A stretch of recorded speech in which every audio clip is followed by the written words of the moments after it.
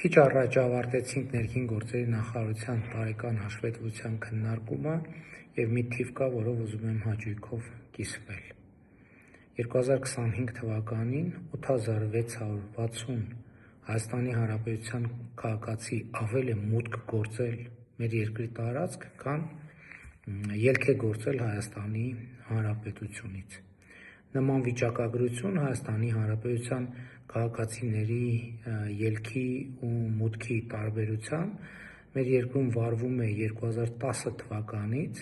և առաջին անգամ է, որ մենք ունենք դրական տարբերություն, այսինքն առաջին անգամ է, որ Հայաստանի Հանրապետություն քաղաքացիները ավելի շատ մուտք են գործել, քան հեռացել են Հայաստանի Հանրապետությունից։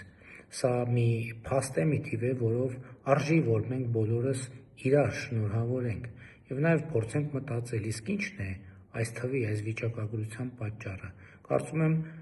երկու ակնհայտ պատճառ կա, դրանցից մեկը խաղաղությունն է, երկրորդը տնտեսական զարգացումը կամ խաղաղության պայմաններում տնտեսական